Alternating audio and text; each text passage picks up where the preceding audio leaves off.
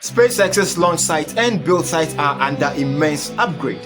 Ship 36 is one step towards IFT 10 as it has started undergoing its static fire test campaign. SpaceX's Gigabay is also coming up at an insane speed. More of that in a moment. Over at the launch site, Part B's progress is unbelievable as they are almost complete with this amazing infrastructure.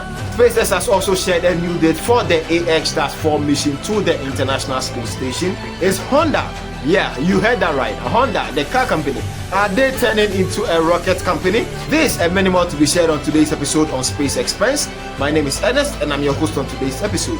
If you haven't subscribed to the channel yet, kindly take a second, smash the like button, subscribe to this channel so that you do not miss any of our future updates. I drop 2 new videos each week. They are all bangers and trust me, you do not want to miss any of them. Let's dive right in, shall we?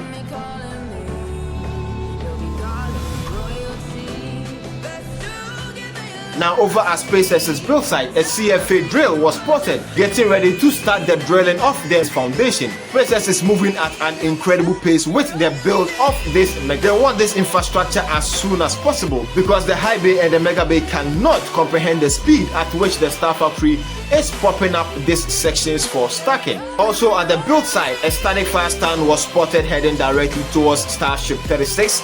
It entered the mega bay and Ship 36 was lifted and placed onto the stand. It was then transported to Mars to undergo a static fire test campaign. Ship 36 performed a flap test which was incredible to see. Right after that, a static fire of one Raptor engine occurred which was incredible. This single Raptor ignition was done just to simulate an in-orbit relight of a Raptor engine because in no time, SpaceX will have to send these ships to Earth's orbit, and for them to deorbit, they will need to relight a Raptor engine. So this specifically done also in mind of the conditions of which the ship will be in space before an ignition would occur. SpaceX is taking every precaution very seriously because if the ship gets to space and a Raptor relight does not occur, the ship will not be able to deorbit and it will free fall uncontrollably in any part of the Earth, which might be very catastrophic. I might be here recording a video and a Starship might just fall on my head. Now we don't want that, right? Yeah, so SpaceX is taking every precaution very seriously.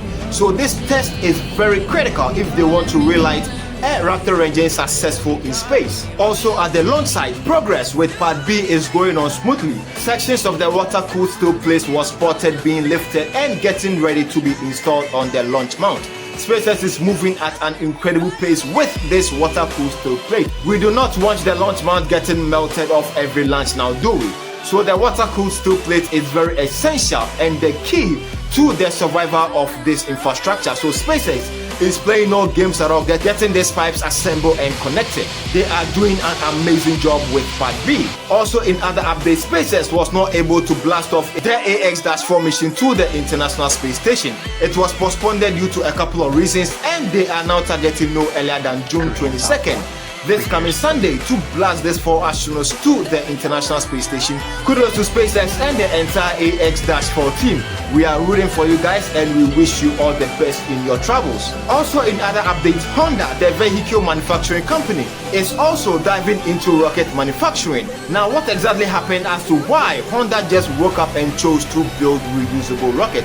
Not just any rocket but reusable rocket. No one knows, they just woke up and they just did it.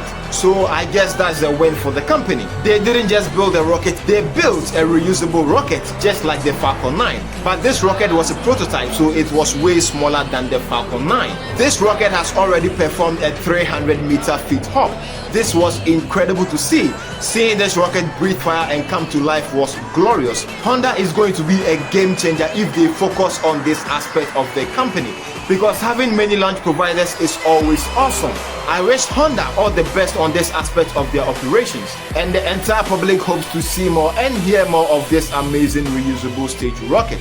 Thank you for staying with us to the end. If you enjoyed this video, kindly smash the like button, subscribe to this channel so you do not miss any of our future updates. I drop 2 new videos each week. They are all bangers just like this one, and trust me, you do not want to miss any of them.